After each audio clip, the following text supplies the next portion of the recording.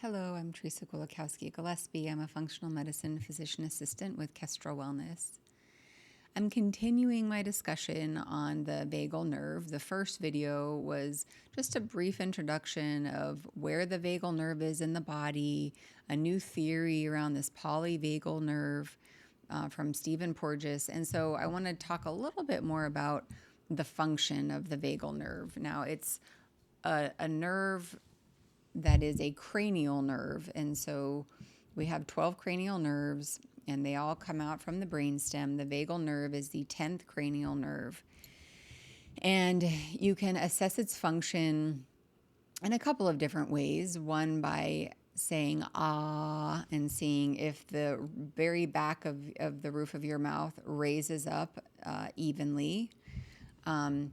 You can check heart rate variability. That's another function of the vagal nerve. And the vagal nerve is important because it's part of our autonomic nervous system. And so the autonomic nervous system is not really under our conscious control.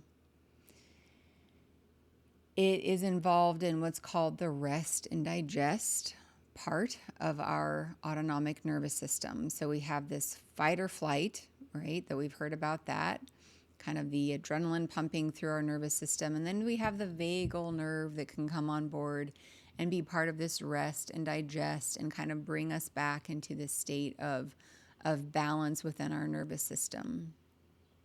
Now, when I was talking about the polyvagal theory in the last video, I started to talk about the different functions of the same nerve.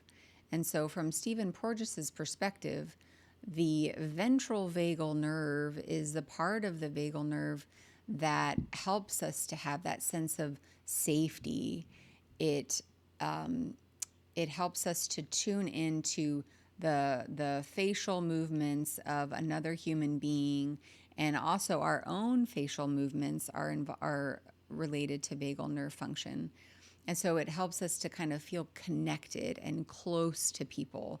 We feel empathy. We feel this common humanity is kind of through this ventral vagal nerve function, this ventral vagal nerve tone.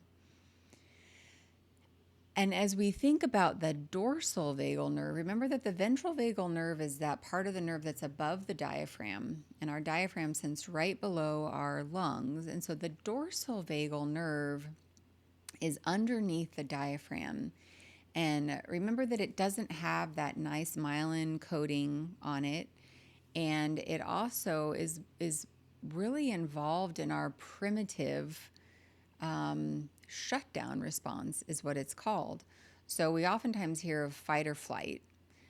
We don't always hear about freeze. And the dorsal vagal nerve is kind of that very primitive freeze response. When you think of an animal, like a very tiny rabbit, they are prey and they have a nervous system that is very, very sensitive.